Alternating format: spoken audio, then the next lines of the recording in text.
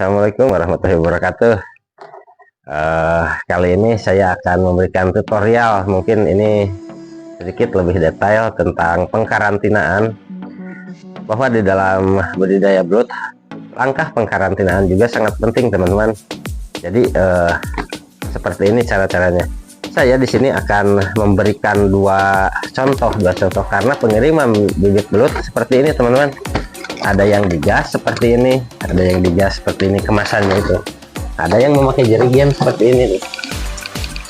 Seperti ini memakai jerigen. Jadi saya contohkan dulu yang memakai jerigen seperti apa. Ini seperti ini teman-teman. Kalau jerigen, kita sebelum dibuka si ikatannya itu kita balik dulu ininya, dibuang kasih kandungan airnya sampai benar-benar kering. Nah, seperti ini, balikan saja, tidak akan lolos, tidak akan kabur gitu. Nah, setelah dipastikan si airnya kering bawaan dari pengirim, kita buka ininya.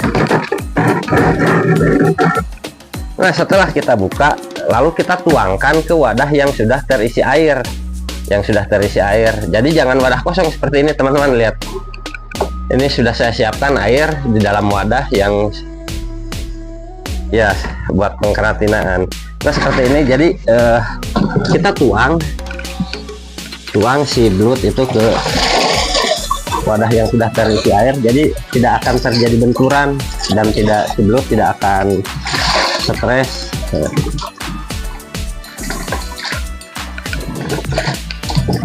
Nah, seperti ini teman-teman. Jadi setelah si belut dituang ke wadah ini, pastikan belut semuanya pada lincah, tidak ada belut yang lemas. Kalau ada yang lemas kita ambil saja. Nah, langkah selanjutnya, ini ada dua metode teman-teman. Langkah selanjutnya kita bisa menambahkan langsung daun pepaya seperti ini. Kita menutupnya saja, tidak perlu ditumbuk atau diremas, kita hanya menutupnya saja. Ini perlakuan ini, pengkarantinaan ini dilakukan 2-3 jam teman-teman, jadi jangan terlalu lama. Nah, setelah 2-3 jam baru kita siap tebar. Cuman waktu penebarannya itu kalau pagi sekitar jam 6 sampai jam 9, kalau sore jam 3 sampai jam 6 sore. Seperti itu pengkarantinaan untuk metode yang pertama. Ada juga seperti metode yang kedua teman-teman. Jadi seperti ini kalau metode yang kedua.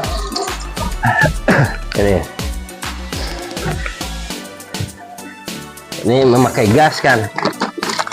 Gas ini kita buka cukup menariknya saja seperti ini guys. Nah, tetap kalau air bawaan dari peternaknya atau dari pengirimnya kita buang habis seperti ini.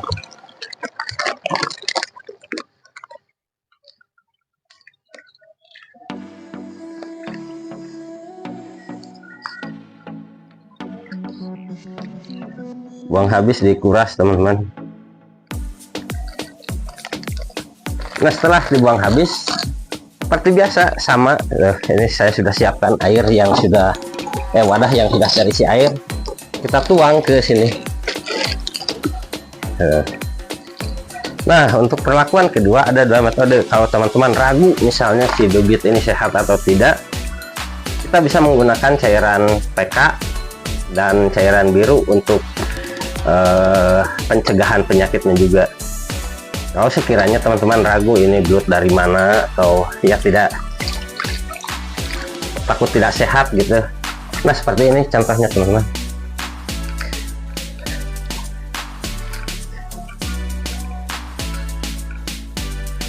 Nah, seperti ini, ada yang mati kan, ada yang lemas 1 ekor, ambil, pisahin, nggak bakalan hidup.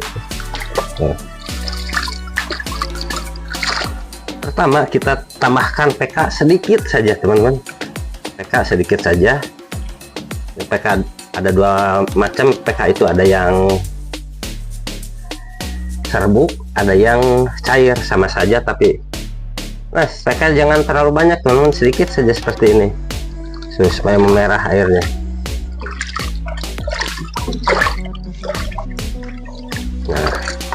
Ini untuk memastikan belut itu terbebas dari bakteri-bakteri yang berbahaya itu, seperti bakteri Aeromonas bisa juga. Nah, seperti ini bisa dikasih PK juga. Tapi kalau dari saya gitu, dari peternakan, insya Allah untuk Aeromonas saya jamin tidak akan ada. Nah, setelah ini teman-teman, setelah dilakukan perendaman ini minimal maksimalnya 1 jam, bukan minimalnya, maksimalnya 1 jam perendaman memakai PK itu. Jangan terlalu lama teman-teman, ini sangat berbahaya untuk PK ini hanya untuk membuang bakteri-bakteri atau penyakit-penyakit bawaan dari alam atau dari sawah kalau teman-teman menggunakan bibit dari sawah. Nah, misalnya ini setelah 1 jam, jangan lebih aja, jangan lebih dari 1 jam kita ganti si airnya itu. Kita bisa menyiapkan wadah seperti ini untuk menyaringnya itu. Jangan terlalu lama.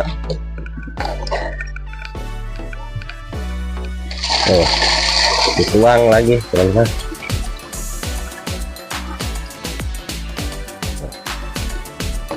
Nah, pastikan sudah bebas dari air yang merah-merah itu ya, insya Allah ditiriskan seperti ini, belut sudah sehat. Nah, setelah belut diberikan PK tadi yang warna merah, kita tambahkan lagi air penggantinya untuk proses pengkarantinaan. Nah, di dalam proses ini teman-teman, kita bisa menambahkan cairan biru untuk pengkarantinaannya. Ini sudah 100% belut aman. Ini sedikit saja teman, tuh segitu juga sudah banyak ini.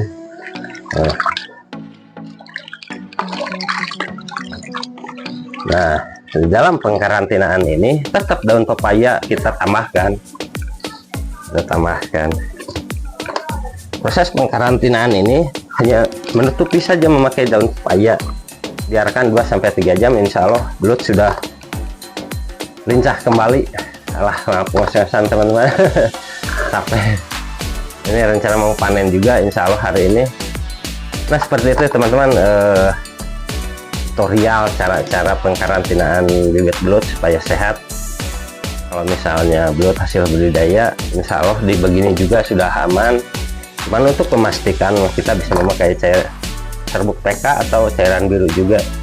Siap, terima kasih. Wassalamualaikum warahmatullahi wabarakatuh.